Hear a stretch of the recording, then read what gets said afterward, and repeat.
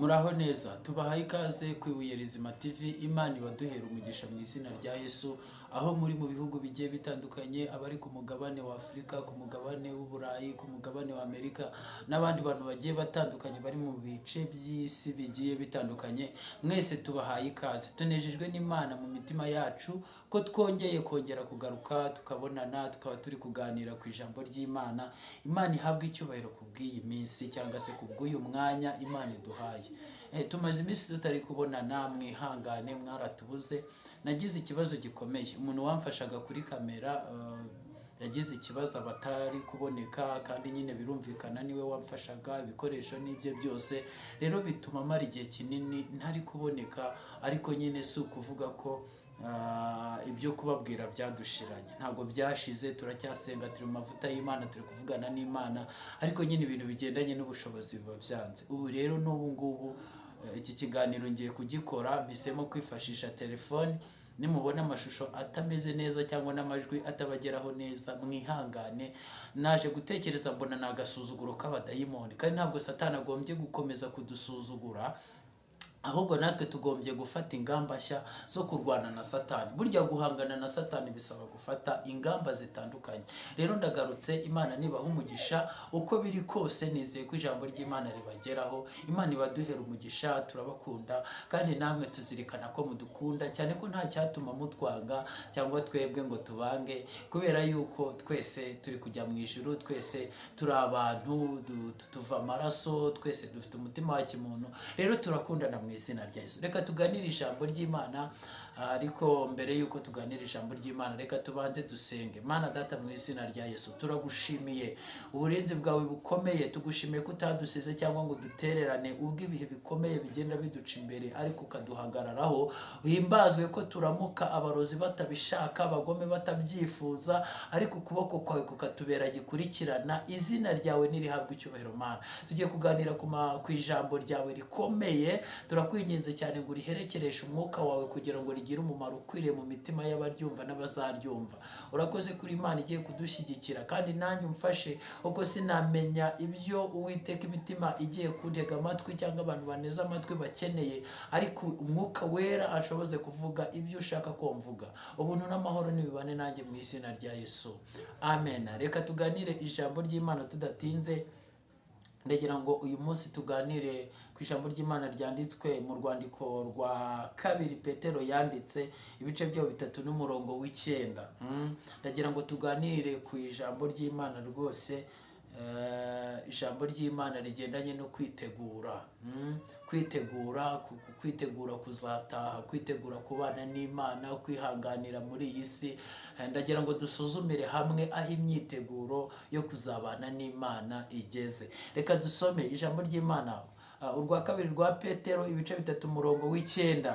Aravuze ngo umwami Imana ntitinze isezerano ryayo nk'uko bamwe batekereza yuko iritinza, ahubwo itwihanganira, idashaka ko hagira n'umwe urimbuka, ahubwo ishaka ko bose bihana. Umurongo w'10. Ariko umunsi w'umwami wacu uzaza nk'umujura, ubwo ijuru rizavaho hakaba n'umuriri ukomeye, maze iby'ishingiro ibyo byose biremeshwa bikayengeshwa no gushya cyane, isi n'imirimo iyirimo bigashirira. Imana idufashe kandi Imana itugirire neza. Nshuti z'umusaraba, iri ni ijambo Petero yandikiye ab'itorero, arimo abahugura. Abantu bari kuvuga bafite confusion zitandukanye, barimo bavuga ati ariko ko mwatubwiye ngo Yesu agiye kuza, ari he? Uwo Yesu hashize imyaka ibihumbi bingahe mutubwira ngo azagaruka, ko atagarutse, ari he? Ati Imana iby'amasezerano biraducumuje, iby'Imana yavuze ntabwo irimo ibikora. Ariko nshuti y'umusaraba, Petero nk'umuntu wari warabanye na Yesu, akavugana na Kristo, akagendana nawe, amenya icyo Imana ishaka, amenya ubwiru bw'Imana. Aravuga ati reka mbandikire mbahugure. Arabahugura rero ngo mureke kwibwira yuko Imana itinze isezerano ryayo, ahubwo igituma ubwami bw'Imana butaza, igituma imperuka itaba, igituma impanda itavuga ni kimwe, nuko Yesu akomeza kwihangana, agira ngo njye nawe tutarimbuka, ahubwo agira ngo arebe ko hari undi umwe nabura wakwihana. mbibutse ko ubu ngubu impamvu dutinze mu isi ni abantu banze kwihana. Yesu yabambwe ku musaraba kugira ngo abantu babone ubugingo. Rero iyo Yesu ari kubona ko hari umuntu uzihana ejo, Imana n'uyu mwanya tuvugana yarimbura isi igakuraho ibyishingikirizo. Ariko ngo Imana ijya guhaguruka kugira ngo irangize iby'iyi si, hanyuma Yesu agategaho ikiganza cyatobowe. Haleluya, oh haleluya, agategaho ikiganza cyatobowe. Yesu agufitiye urukundo, nanjye afitiye urukundo rukomeye. Yesu ategaho ikiganza cyatobowe akavuga ati mwami mbabarira turebe kuriya nawe yakwihana, dore kandi na runaka yateshutse, uretse turebe ko ejo yazaba yihannye. Ibyo bigatuma Imana igenda ikerereza iminsi, Imana ikomeza kwihangana. Ariko hazaba umunsi umwe, ijambo ry'Imana riratubwira ngo uwo munsi Imana nta nubwo yawubwiye Yesu, ngo umunsi umwe Imana izahaguruka. Kuko Yesu abigishwa be barabimubajije, arababwira ngo si ibyanyu kumenya iby'iminsi n'ibihe, ikibareba ni ukwihana, ikibareba ni ugukizwa, kuko ngo uwo munsi urahishwe uzwi na Data wenyine. Imana ihimbazwe. Nshuti y'umusaraba wa Kristo, ugeze hehe mu myiteguro?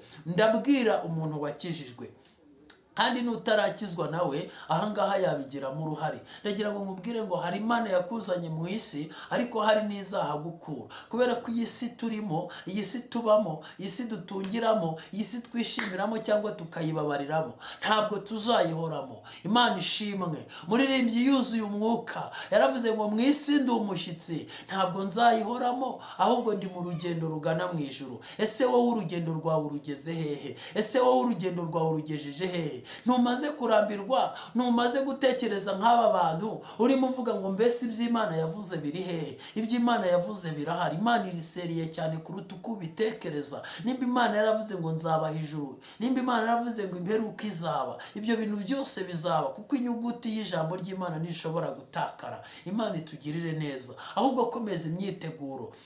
Wireshwa nuko uri kubona umunsi ushira undi ukaza, undi ugashira undi ukaza, ngo uvuge ngo ahari Imana iratinze. Ntabwo itinze. Kandi reka nkubwire ikintu gikomeye, naho imperuka yatinda, naho impanda yatinda, ariko impanda yawe urayigendana. Umuntu wese agendana impanda ye. Kwibutse ko uyu munsi impanda yawe yavuga.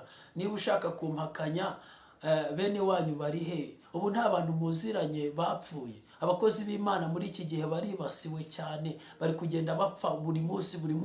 Turi kugenda dushingura abakozi b'Imana batandukanye. Kandi nawe urwego waba uriho rwose uri umukandida wo kugenda. Njye nkunda kubibwira abantu, nkababwira ngo buri munsi turi abakandida bo kuva muri iyi si, kandi iyi si nta n'ikiza kiyirimo. Nidushaka tuzamuke twitahire, twigire iwacu aho badapfa. Ariko umuntu se niba utunguwe umeze ute? Uyu mwanya utunguwe, ubu tuvugana, uramutse utunguwe wakwerekera he? Ko abantu benshi bari gutungurwa, ko dayimoni igitumo yahagurutse, bamwe bari kuriganywa, abandi Imana ikabacyura ku bushake bwayo, kubera ko iri kubona ko bakwiye gutaha. Kandi mbibutse n'ibanga rikomeye yuko Imana iyo iri gucyura abakozi bayo mu buryo butandukanye muri izi nzira, haba hari ikintu gikomeye imbere. Abasigaye namwe ntibwirare, ahubwo mushake imbaraga zizabanyuze ejo. Mushake imbaraga. Uyu munsi naramutse numva inkuru ibabaje cyane y'umukozi w'Imana Pasiteri Theogene, ko yitabye Imana azize impanuka. Donati nawe ngo ari muri koma. Imana ibagirire neza. Bara bose n'abakozi b'Imana dukora n'umurimo w'Imana. Ariko ikibabaje ni ukuvuga ngo ese batunguwe bameze bate? Ese ari wowe utunguwe uyu mwanya waba umeze ute? Igikomeye si uko warangiza urugendo, ahubwo igikomeye naho wakwerekeza. Kandi nkwibutse ko ntabwo uva mu rugo uzi ukuntu biragenda. Rero Imana ikugirire neza, nanjye ngirire neza. Imana idufashe. Abantu benshi baravuga ngo Imana itinze isezerano, ariko igituma iritinza ni ukubera iki? Ni ukugira ngo Imana irebe ko wakwihana, ni ukugira ngo irebe ko wagaruka. Garukira aho nshuti y'umusaraba, kora imyiteguro myiza. Ese ugiye kujyana iki? Niba ugiye kugenda ugiye kujyana iki? Ese imirimo myiza iguherekeza irahari? Ese ntumaze gucika intege? Itekerezeho. Ibyo wakoraga uracyabikora? Ese uracyashyira imbaraga mu gukorera Imana? Ese imirimo yawe iracyashimwa? cyangwa warangije kwivanga n'abanyamahanga, wabaye nka Efurayimu wivanze amera imvi z'urutarutaro. Tekereza nshuti y'umusaraba, imyiteguro ntirimbanye. Abasura abantu bakomeze mu basure, abafasha imfubyi mukomeze muzifashe, abafasha abapfakazi mukomeze, abasenga mushiremo imbaraga. Ibi ni ibihe byo kwitegura cyane. Yesu agiye gutwara itorero rye. Imana ihabwa icyubahiro. Ijambo ry'Imana riratubwiye ngo uwo munsi ntabwo tuzi igihe uzabera, kuko uzaza umeze nk'uko umujura aza, uzaza utaguteguje, uzaza nanjye utanteguje. Igifite agaciro ni ukwitegura, tukajya dukorera Imana uyu munsi nk'abantu bazapfa ejo, tutitaye ku by'isi bitagira nyirabyo. Ijambo ry'Imana riratubwiye ngo iby'isi duhugiyemo byose bizashirira, bishire. Ubwo butunzi uri kurundanya bukubuza gukorera Imana, ndagira ngo nkubwire ngo buzashirira bushire. Kandi ku munsi wo kugenda ntabwo ni metero imwe yonyine bagushyiramo, ni metero ebyiri kuri imwe bagushyiramo, bakakumanuramo, ibyawe bikaba birarangiye. Amafaranga wari ufite mu mufuka babanza kuyasaka. Nta muntu bashyingurana amafaranga, nta muntu bashyingura, basigaye bashyingura muri saro ye cyangwa mu cyumba cye. Ikizu cyawe kinini wubatse uragisiga ukagenda. Imodoka yawe ya vewiti yagutandukanije n'Imana, cyangwa ubundi butunzi bwose bwatumye udakorera Imana, wangiza umwanya wo gukorera Imana ngo uri gushaka ubutunzi. Ubwo bwose uzabusiga ubusigire abantu batabiruhiye. Wowe ugenda ukwawe, ujye kubazwa iby'imirimo yawe. Ese uzahinguka hehe? Imbere y'Imana uzahinguka na iki? Ese ntabwo uzagira ipfunwe nuramuka ugeze no mu ijuru ugakurwamo nka wa mushumi ukuwe mu muriro? Bwo nta pfunwe uzagira. Impamvu wahawe uburyo bwo gukoreshereza Imana ariko ntubukoresherezemo Imana, bwo ntabwo uzagira ipfunwe. Uzabyicuza udafite uko wagaruka, uzabyicuza udafite uko waza kubikosora. Nshuti y'umusaraba, mu izina rya Yesu mureke duhaguruke. Ubu hari imyuka myinshi ya Satani yadutse, iri kugusha abakozi b'Imana, iri kubahuguza, iri gutuma abantu bagenda mu rurindagiro gusa, bakahugira muri urwo ngurwo mu gahuge, mu rujijo rw'abadayimoni bateye. Ariko mu izina rya Yesu, Imana igufashe jyewe nawe, Imana idufashe kugira ngo dukore iby'Imana ishaka muri iki gihe cyo gukanguka, tugakora, tukizera, tugasenga. Imana ikugirire neza. Va mu gahuge, va muri ibyo ngibyo, umenye ko umunsi w'Umwami Imana uzagutungura. Bakozi b'Imana, muzi ikintu nabonye, naje gusanga ko dukwiriye kwiyeza. Yemwe bahetsi muhetsi isanduku y'Uwiteka, murajye mwiyeza, uwo murimo mukorana umwete, kuko ari wo muzahemberwa. Ntabwo tuzi igihe tuzatungurirwa, ntabwo tuzi igihe cyacu kizagerera, ahubwo ikitureba ni ukwezwa ku gato no ku kanini. Ijambo ry'Imana riratubwiye ngo ibi byose duhugiyemo bizashirira bishire, ngo isi izashya ndetse yengeshwe no gushirira. Ibyo byose bizashirira, ubwo butunzi urundanya buzashirira, niko ijambo ry'Imana ritubwiye. Rero ntihagire ikintu kigutandukanya n'ubwiza bw'Imana, ahubwo wuzure umwuka wera. Ugire ibihe byo gusenga, ugire ibihe byo kubana n'Imana. Waretse umuhamagaro. Nigeze kujya kubwiriza ahantu, nari ngiye kubwiriza icyumweru cyose nibature. Umuntu w'umupasiteri muzima aratinyuka arambwira ati ibyo bintu byawe utangiye byo kubwiriza wihanisha, nusoza nibature ntituzaguherekeza. Hanyuma ati abantu nta byaha bafite, wowe babwire. Kandi hari hapfukamye abantu barenga nk'icumi baje kwihana ibyaha ndangije kubwiriza. Haravuga ati abantu nta byaha bafite, uwabwirije ubushize yarabihanishije, wowe babwire ko Imana izabatabara, ujye ugerageza ubakomveke bature. Aba banyamadini bari gushaka amaturo cyane kuruta uko bashaka intama. Abantu bahinduye misiyo, aho gushaka inzimizi bari kwishakira amafaranga, bari gushaka indamu, bari gupanga amasengesho kugira ngo bibonere amafaranga, atari kugira ngo intama z'Imana ziboneke. Abantu bababwiriza amagambo yo kugira ngo mwishime museke gusa, aho kubabwira amagambo yo kugira ngo mwitegure murimbishe umwambaro. Ntabwo amagambo y'imyiteguro yo kuzabona Imana agihari mu myigishirize y'abantu bubu. Aba bantu bari kujyana he abantu?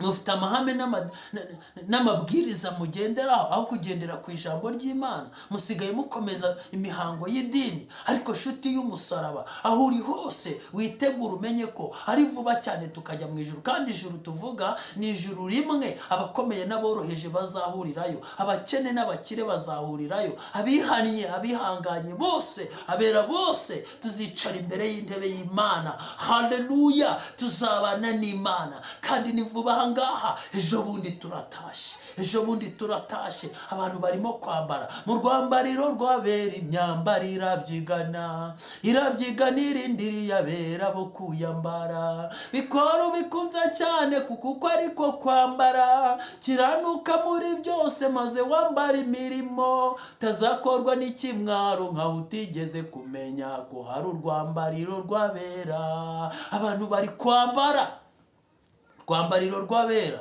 Kuririmba no gusurana nibyo biduha amavuta. Bikora bikunze cyane kuko ariko kwambara, kiranuka muri byose maze wambara imirimo, tazakorwa n'ikimwaro nkaho utigeze kumenya ko hari urwambariro rw'abera. Uzakorwa n'isoni uko Imana yakuzaniye urwambariro ukanga kurwinjiramo. Abantu bazambara icabari, abantu bazambara imyenda y'ubushwambagara, kandi urwambariro rw'abera rwarahoraga imbere yabo. Kuririmba no gusurana, ni bangahe bagisurana? Ni bangahe bakigera kuri bene se? Ni bangahe bagihumuriza abantu? Ahubwo ni ukubona mujya imbere ngo mujya gutanga amaraporo ngo runaka yarabuze, ngo reka tumuce, reka tumuhagarike mu madini, reka tufate imyanzuro, mutarigeze munamusura, mutazi uko byagenze. Warangiza urugingo rwawe rukagira ikibazo ntumenye aho uko byagenze. Warangiza ukavuga ngo uri kwambara. Imfubyi, abapfakazi, abashavuye bari mu madini, bari mu matorero, bari aho mutuye, ariko nta kintu ushobora gukora. Warangiza ngo uri umukozi w'Imana. Gukorera Imana ntabwo ari ukubwiriza ijambo ndi kubwiriza nka gutya kuri kamera. Si uguhabwa mikoro ngo wemeze abantu mu materaniro basimbuke baguruke. Ntabwo ariko bimeze. Si ukubyina imidiho myinshi, si ukuzamura amaboko yawe ngo uri guha Imana icyubahiro.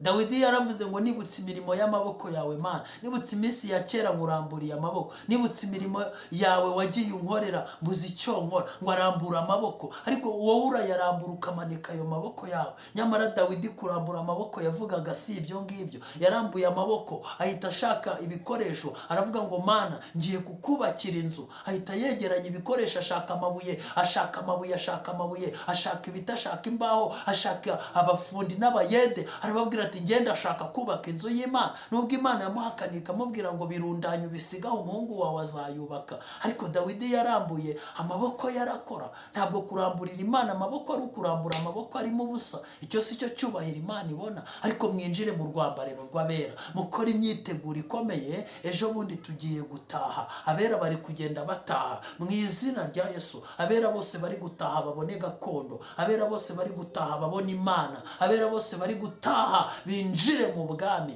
kugira ngo abadayimoni bakorwe n'isoni. Kuko Satani ari kuriganya abantu benshi. Satani muri iyi minsi ari kubona warangaye, agahita gushyiraho urupfu rwa gitumo, akaguteza abarozi, akaguteza impanuka zigiye zitandukanye, akakwica urupfu rw'agashinyaguro. Ariko gutuma abantu batemana, imiryango yarangije kugira amakimbirane akomeye ku buryo abantu bari kwicana buri munsi. Ababyeyi bari kwica abana babo, abana bari kwica ababyeyi babo. Ese iyi minsi iri kubereka iki?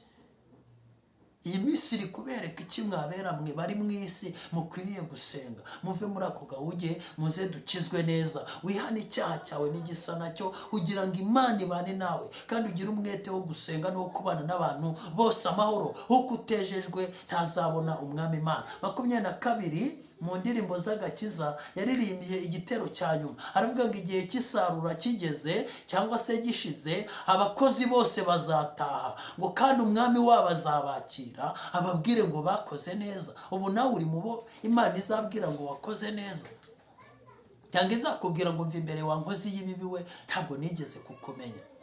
Uri umubwiriza butumwa, uri umuvugabutumwa, uri umuririmbyi, uri umuhanzi, uri umuhanuzi, ariko uranasambanura naheta. Ejo bundi nabo narababaye cyane. Hari umuhanuzikazi waje aho ndi ngira ngo ni umuntu muzima, turabana, dupanga n'ibintu by'amabizinesi by'imikorere n'ibiki, ariko ngiye kubona mu minsi mike mbona atangiye kugenda heheta, menya amakuru ye kari mabi. Ni umuntu ufite linki ikomeye y'abantu birwa bamuhamagara ngo ni umukozi w'Imana. Harimo n'abo hanze bamuhamagara ngo ni abasengera, akabasengera, akabahanura ibintu by'ibituburano, bakamwohereza amadolari n'ibiki n'abo mu Rwanda bagiye batandukanye. Ariko nza kumenya ko akorana n'imbaraga z'abarangi. Nshuti z'umusaraba, Imana ibatabare ibagirire neza. Hari abantu Imana izakubita, hari abantu Imana nahise mwiyomoraho, ubu nta kintu ushobora kuvugana nawe. Imana ibaha umwuka wihishurirwa, munamenya abantu mugendana nabo. Kandi ku ijambo ry'Imana havuga ijambo ry'Imana. Mwajya gusenga ukumva hari ahantu, ariko utagize umwuka wihishurirwa ntabwo wabimenya. None se Imana wowe uri kuvuga ko uri umukozi w'Imana, utabasha gukiranuka, utabasha kwizera, utabasha gusenga, utabasha kuyobora abayobyi. Hari abantu babivanga n'ubusambanyi, abantu bakabivanga n'amarari, abantu bakabivanga no kwikinisha, abantu bakabivanga n'ibyaha bikomeye by'ubugome. Njyewe umuntu yigeze kungambanira, umunsi umwe nzabaha ubuhamya. Umuntu wangambaniye mu bukwe bwanjye yari umukozi w'Imana, twakoranaga umurimo w'Imana. Arangambanira aravuga ngo ubukwe bwanjye azabwica mpaka, kandi koko yarabikoze. Nubwo atabigezeho 100% kuko byari umugambi w'Imana, ariko hari ibyo yakoze. Kandi ngo ni umukozi w'Imana, ariko Imana izabahana. Aho kugira ngo ushyigikire umwana muri gukorana umurimo w'Imana, aho kugira ngo ushyigikire mwene so, ahubwo akaba ari wowe uba uwa mbere wo kumumenasa, ukagenda umusebya, ku buryo umenya n'umuntu wari ugambiriye kumushyigikira, ukagenda ukamubuza kumushyigikira, ukamuvugaho amagambo, ukagira ibiki kandi y'ibinyoma, noneho atari n'ukuri. Warangiza ngo uri umukozi w'Imana, ngo ubwiriza abantu, utanga igaburo. Muzageza hehe? Umuriro w'Imana uzabatwika. Ibyo bintu murimo Imana izabibabaza. Ubwo mwazanye ububandi n'ubusarigoma mu nzu y'Imana. Kuki mudahinduka? Kuki mutamenya abo muri bo bana b'Imana? Kwese ubwo ntabwo muzi ko muri abambasaderi bahagarariye, mwatumye muhagarariye ubwami bw'ijuru mu isi, mwatumye abantu banga Imana. Umuntu areba ingeso zawe akavuga ngo nimba ari kuriya bimeze ntabwo nzirwa nkizwa, ntabwo nzirwa njya muri iriya dini. Abandi bagasohoka, abanyantege nke bakagwa, kubera mwebwe muzana ubuhehesi mu nzu y'Imana, mukazanamo ubugome, mukaba abagambanyi, mukaba abatekinisiye, mugatekinika, kandi mwitwa ngo muri abakozi b'Imana. Imana ibatabare. Ariko ijambo ry'Imana icyo ritubwiye ni iki? Riratubwiye ngo n'abibwiraga ko Imana itinze isezerano, ntabwo Imana iritinza nk'uko babitekereza, ahubwo Imana kubw'urukundo rukomeye rwa Yesu. Yesu arashaka ko mwihana, Yesu arashaka ko muhinduka, Yesu arashaka ko muhindukira, mukareka ibyaha byo mu ngeso zanyu, mukabikuraho, mugakuraho ibyo kuba ba mihango y'idini, mugahinduka abana b'Imana nzima. Haleluya! Mukinjira mu kirere cy'umwuka, mugasenga, Imana ikabashiramo imbaraga zayo nyinshi cyane, ariko imbaraga nyinshi, kuko umwuka wa shitani uri hano hanze ntabwo ari umwuka wo guhanganwa n'utwo dutege twawe dukeya. Ni umwuka usaba imbaraga. Ibihe byarahindutse, biragusaba kwambara izindi mbaraga zikomeye cyane zizatuma uhangana n'iyi si, kandi nta handi uzazikura. Icya mbere uzasenga, icya kabiri uzihana neza. Nicyo cya mbere, etape ya mbere ni ukwihana neza, ugatandukana n'icyaha n'igisa nacyo, ukabana na bagenzi bawe amahoro. Icya kabiri ukizera. Icya gatatu ugasenga, gahora ubana n'Imana, ukongera ibihe byawe n'Imana, ukareka gucurika umutwe muri ibyo bintu bizasha bigashirira, ejo bundi bigashya bigashirira bigashira. Ukareka gucurika umutwe muri ibyo bintu utazajyana. Nshuti y'umusaraba, iyo dupfuye ibi bintu byose by'isi ntabwo tujyana nabyo. Niyo bagushyingura neza ntabwo uba ubireba, ntabwo uba ubyumva. Sibye babayobe numvishe bavuga ngo bazasabira abantu ngo kujya muri purikatori, ngo nahe. Iyo umuntu yapfuye ibye biba birangiye. Bibiri tubwira ko imigambi ye yose ibishize. Ibyo utakoze biba birangiye. Nta muntu n'umwe ufite uburenganzira bwo kugukuraho wagiye cyangwa bwo kuguha icyerekezo mu gihe warangije kuva mu mubiri. Wowe ugihumeka niwe ufite gahunda, niwe ufite uburenganzira bwo kwihereza icyerekezo cyaho uzajya nurangiza kuva muri iyi si. Rero ibyo uri gukora, uburyo uri kwifata, nibyo bigena aho uzajya. nibyo bigena agaciro k'uburyo uzaba ufashwe cyangwa k'urwego uzaba urimo ugeze mu bwami bw'Imana, cyangwa se niba uzanajyayo. Imana ikugirire neza rero nshuti y'umusaraba, kandi Imana igutabare. Ni ijambo ry'Imana Petero yahuguje abantu bari kuvuga ngo Imana itinze isezerano. Iri ntabwo ari isezerano ry'iby'Imana izabakorera byo mu isi, ryari isezerano yavugaga ry'uburyo abantu bazabona ubwami. Gusa reka nkubwize ukuri, n'isezerano ry'amasezerano mufite y'ibyo mu isi, reka nkubwire ko ese Imana irari gusohoreza urinde? Ese aho yari guhereye niho ukiri? Ese isezerano ryawe uraribagarira? Ese isezerano ryawe uraribungabunga? Ese isezerano ryawe uririndisha gukiranuka? Hari abantu bituriza gusa ngo yarabivuze izanabikora. Ibyo ntabwo bihagije. Yarabivuze niko kwizanabikora, ariko ntuguma mu mwanya wawe neza. Rero Imana iguhe umugisha nshuti y'umusaraba, Imana igutabare, Imana igukure mu kavuyo wari urimo, Imana igukure mu majune wari urimo, Imana ikugirire neza. Abera mukomeze kwitegura, amagare yo yaramanutse ni menshi, akikije igihugu cy'u Rwanda. Amagare yaramanutse ahantu hose arahari, amagare yaramanutse abantu bagiye gutaha, amagare yaramanutse ni menshi. Abari mu kirere cy'umwuka barabizi yuko hariho amagare menshi cyane agiye gukomeza kugenda atwara abantu. Abera bagiye gukomeza bataha kubera ko iyi si yakomeje kwandura. Ariko nshuti y'umusaraba, wowe Uwiteka nakugendera arasanga uri mu wuhe mwanya? Wowe Uwiteka nagusura arasanga bimeze gute? Nimukomeze kwitegura abera dutahe. Kandi rega ni byiza kubana n'Imana, ni byiza kubana n'Imana, ni byiza kuba mu mwanya mwiza wo gusenga, ukumva umutima wawe ntacyo ugushinza. Icyo umutima wawe wagushinzaga Uwiteka yiteguye kugigukuramo. Ngaho mubwire rero, mubwire byose ku murongo, ibyakugoraga n'ibyakubabazaga, mubwire amafuti yawe, mubwire ibyaha byawe. Arakunda afasha abananiwe, kandi we kugira ubwoba wirira. Imana ikugirire neza, Imana igutabara. Uwiteka afite gahunda yo kutugirira neza turi muri ubu buzima. Nta kizamubuza kutugirira neza nituramuka dukijijwe neza, tukamusenga tumwizeye, tukamukorera nk'uko bikwiriye. Ariko nshuti y'umusaraba, ukagomba kumenya yuko umwanya Uwiteka gutije ukwiriye kuwugiramo umumaro. Ubu niba ubayeho imyaka 20 cyangwa ubayeho 25 cyangwa 30 cyangwa 40 cyangwa 50 cyangwa hejuru yayo, umariye iki Imana? Mu minsi yawe wabayeho ni iki kintu? Nigeze gusengana n'abantu, Imana iratubwira ngo buri muntu wese nanyibutse icyo azi, umurimo azi mwiza yankoreye, hanyuma nyine nanjye mbereho mbaho umugisha. Abantu babura ikintu bavuga, umuntu akigenzura ukumva avuga ngo narakubyiniye. Warayibyiniye se? Kubyina ni umurimo w'Imana? Kubyina ntabwo ari umurimo w'Imana. Abafana ba Rayon Sport n'abaperi iyo batsinze igitego barasimbuka cyane bakabyina. Ibyo ntabwo ari igitangaza, bavuza n'akaruru. Numvishe hari n'abantu bihaye kujya bavuza induru mu nzu y'Imana, ngo ubwo barafashijwe. Abantu ntibakigira umwuka wera, basigaranye induru n'akamo. Imana urayivugiriza induru. Numvishe hari n'umuhanzi n'abahanzi batandukanye bavuga ngo vugiriza Imana akaruru. Imana urayivugiriza akaruru? Imana ni impigiri guhiga, ni imbwa yawe wowe? Nta soni ugira ngo Imana bayivugiriza akaruru? Ni umujura wibye uri gukomera ngo bamufate. Imana ntabwo bayivugiriza akaruru. Mwigishijwe nabi, mwarezwe nabi, mwoshejwe amashereka mabi. Mukwiriye kongera mugasoma Bibiliya, mugasenga, mukumva icyo Imana ivugana namwe. Howe Imana uyivugiriza akaruru? Nta soni. Bani batabare. Ukabona ngo abantu bafashijwe agashyira urushyi ku munwa akavuza induru. Abo ni abadayimoni. Abo ni abadayimoni bakavuyo n'akajagari.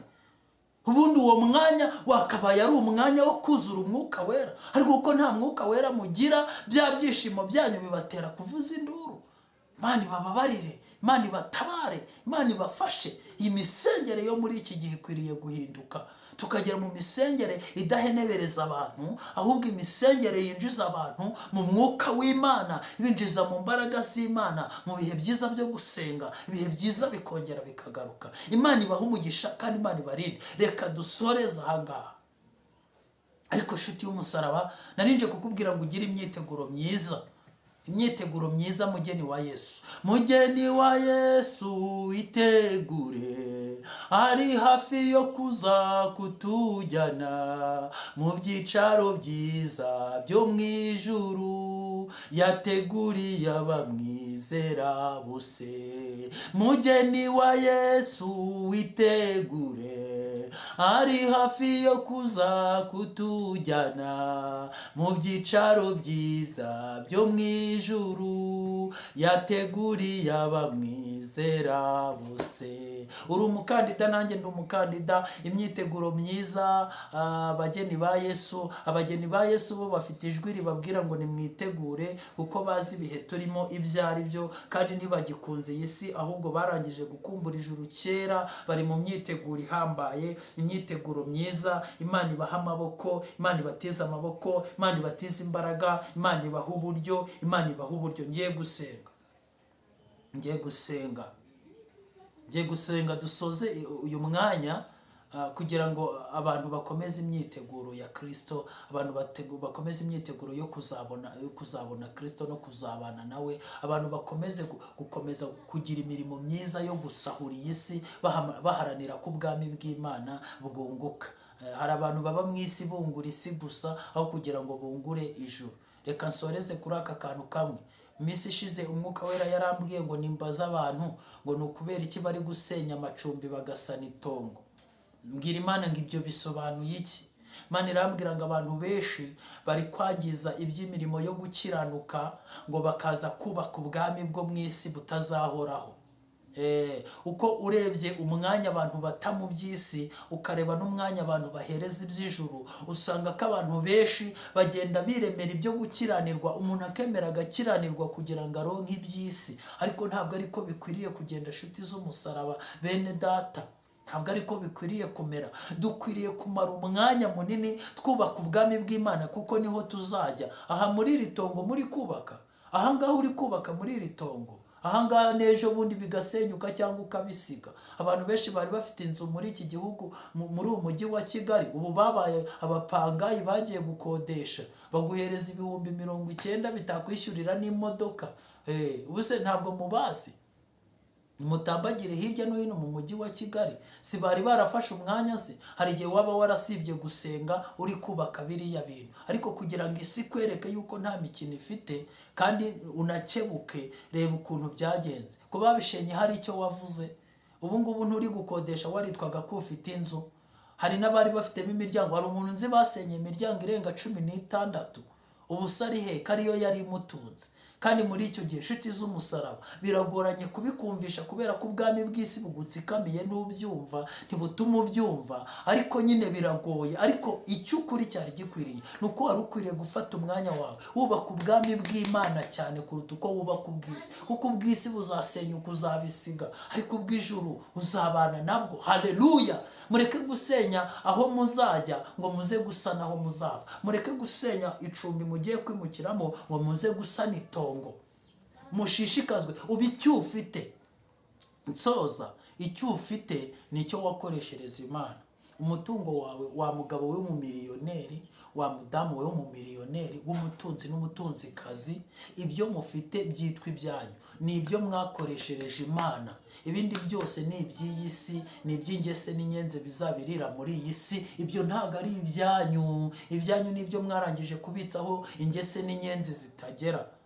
Burya irya myambaro wambitse imfubyi, bya bindi wafashije umupfakazi, bwa bushobozi, bwa bufasha wahaye umuntu uri munsi yawe, wo mu rwego ruri hasi yawe, kwa kundi wafashije ubabaye, uriya ni wo mutungo wa wonyine ukubaruyeho. Uriya ni wo mutungo wonyine ukubaruyeho. Ibindi byose icyangombwa ntabwo ari wowe ugifite. Buriya n'icyangombwa cy'inzu yawe ntabwo ari wowe ugifite, n'icy'ubutaka bwawe n'inga zawe. Buriya n'imibare yose n'amafaranga ari kuri konti ntabwo ari ayawe. Ayawe nayo wafashishije bari abantu. Rero Imana irayaguha ngo uyajere mu isi, ikugira jera wayo, kuko burya twebwe turi bajera b'iby'Imana yaduhaye, ariko ntabwo ari ibyacu. Ni ukugira ngo tubikoreshe neza, bizaduheshe amakamba tugeze mu ijuru, kuko tuzabisiga. Ikimenyimenyi ko atari ibyawe nupfa, cyangwa se uzareba umuntu wapfuye. nta kintu bamushyingurana, imodoka ntibayigushyingurana, inzu yawe wapi, amafaranga yawe ntibarutira ngo baguhe nk'akamiliyoni, reka da, ugenda uko wakaje. Rero Imana igutabare njye nawe kandi tubwire icyo gukora, kuko iyi si ijambo ry'Imana yatubwiye ngo izashirira ishire, ahubwo igifite agaciro no kwitegura tugakoresha ubushobozi Imana iduhaye, tugihumeka umwuka w'abazima, tugihumeka umwuka w'abazima, tukibasha kuvuga, tukibasha gukora. Imbaraga zawe nkeya ufite cyangwa nyinshi, Uwiteka gushoboze kugira ngo uzimukoreshereze, nawe nabura anezerwe, ashimishwe nuko yakurinze, ashimishwe nuko yakwihanganiye. None se urabona azakwihanganira kugeza ryari? Ijambo ry'Imana riratubwiye ngo impamvu yakwihanganiye byari ukugira ngo Imana irebe ko ukizwa, byari ukugira ngo irebe ko nabura wakebuka, ukibuka ko yagutabaye, ukibuka aho yagukuye, ukibuka uko yabigenje, ukibuka impfu yagusimbukije, ukibuka impamvu Imana yagukijije agasuzuguro, ukibuka hanyuma Imana ikareba ngo irebe yuko wakebuka, ukabyibuka hanyuma ugahita uyikorera. None se urumva izihangana kugeza ryari? Umwuka wera ntabwo azahora aruhanya n'abana b'abantu. Imana izagera aho ibirambirwe, igukureho ugende, kuko ubuzima bw'isi bumeze nk'uburabyo burabya mu gitondo ku mugoroba bugahunguka. Imana ikugirire neza, umwuka wera gushoboze kumenya icyo ukwiriye gukora. Imana igukure mu gahuge abadayimoni bari baragushyizemo, Imana igukure mu gahuge k'iminsi n'ibihe, Imana igukure mu gahuge k'iyi minsi igoramye y'ubugoryi. Imana igukuremo kandi kumenyesha ubwenge mu izina rya Yesu. Mana turagushimiye, iri jambo ryawe ni rizima kandi rifite imbaraga, udufashe kugira ngo riduhindure twebwe abaryumva. Mu izina rya Yesu duhabwe impano y'ubuntu, kandi umwuka wera adukuze, aduteze intambwe, atugeze ku rugero rw'igihagararo cyawe Kristo, kugira ngo bikorohere gusohoreza umugambi wawe muri twe. Urakoze kuri Imana ishobora byose, kandi ugiye gufasha umuntu wese uzumvira ijambo agafata umwanzuro. Mu izina rya Yesu Kristo uzamushyigikire, guhera uwo munsi uzamutera inkunga, ibizaba byari byaranze uwo munsi bizemere, kandi umunsi azafata umwanzuro uzamukingurira amarembo abadayimoni bari barakinze. Kuboko kwe kwiza kuzabane nawe rwose mu buryo bufatika. Ubuntu bwawe Mana n'urukundo rwawe no gufashwa n'umwuka wera bigumane natwe twese mu izina rya Yesu. Amen, amen. Shalom, mugire amahoro ya Kristo.